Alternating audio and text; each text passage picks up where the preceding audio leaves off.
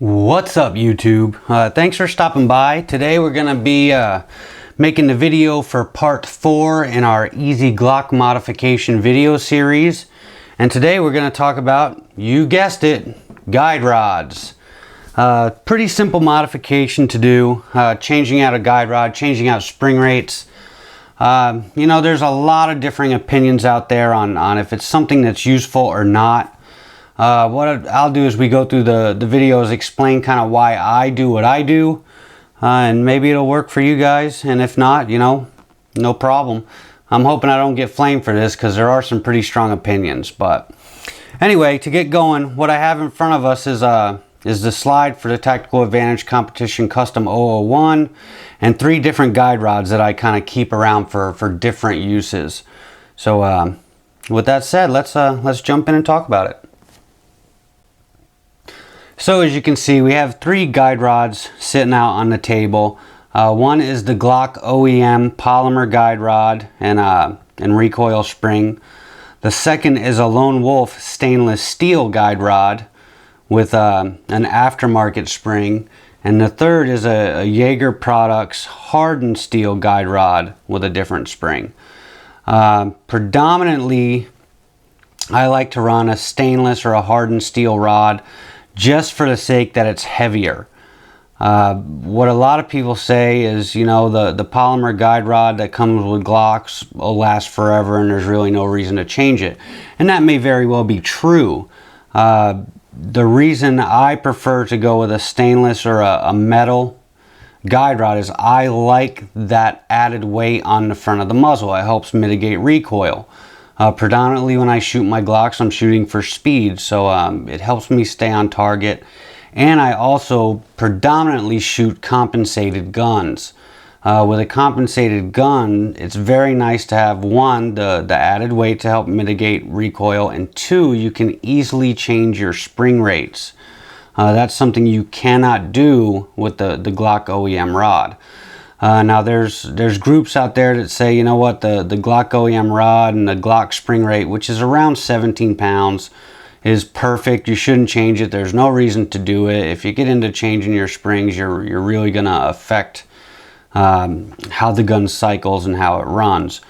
In my experience, that is somewhat true, but once you understand what's happening with your gun, actually running different spring rates can be extremely helpful. As you guys have probably seen, I'm into heavily customizing Glocks. I also hand load, so the ability to customize spring rates is important to me, especially with a compensated gun. Running like regular 115 grain ammo, the gun's not going to want to cycle correctly because the pressure's not high enough. So one way to kind of mitigate that would be to reduce your spring tension as it's installed in the gun. So basically, as we said before, a Glock spring's around 17-18 pounds. This on the stainless rod is a 13-pound spring that I've actually custom modified for a load that I do. So it's basically a 13-pound spring with 4 coils cut off. That was trial and error. What you're looking at with the third, the hardened rod, which is one I just got, is with an 11-pound spring. This is I'm going to be using with 124 grain hand loads.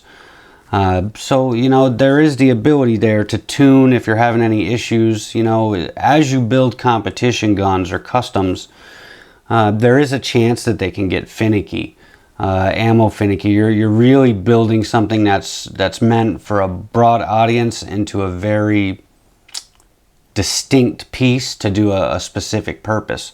So, you know, with that said, I enjoy, you know, working these up and getting them to work with the hand loads and the customizations that I like. So really, to talk about that again, the OEM rod basically fits in like that. I'm sure, as everyone knows, if you've cleaned your firearm, and there's really no difference between that and any of the aftermarket rods, how they fit. Everything sits in there same way, goes in the same way.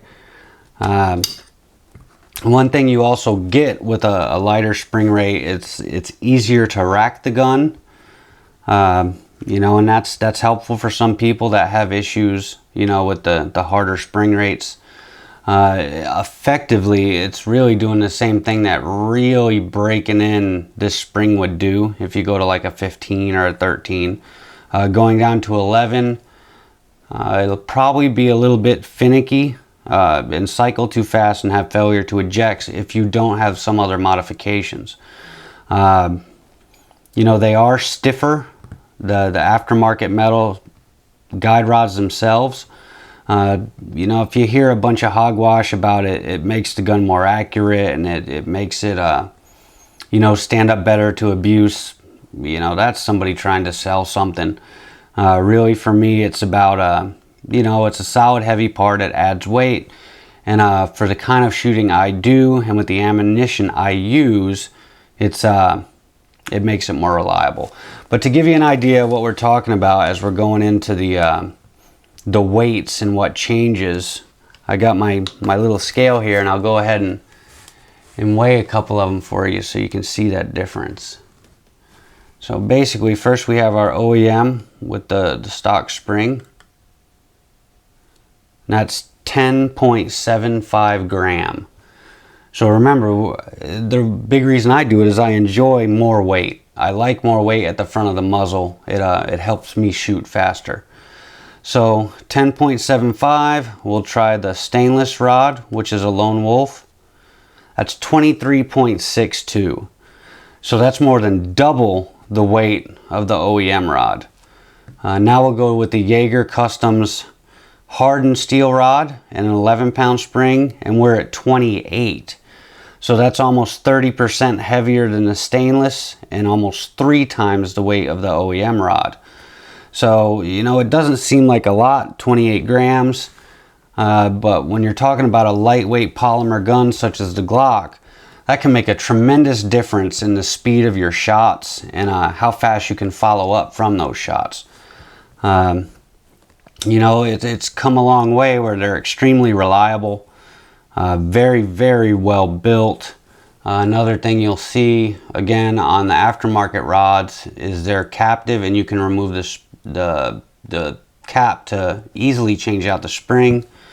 So it's something, if you're willing to make the effort to play with it, or you're shooting different kind of loads or home loads and there's issues with reliability, there's things you can do, you know. So anyway, that's it for part 4 of easy Glock modifications.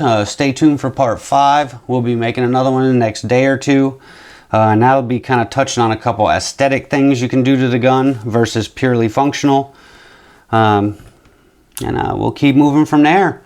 You guys keep watching. Throw me some tips or anything you'd like to see, and I'd be more than happy to show you and make a video. All right, thanks guys. Have a good one.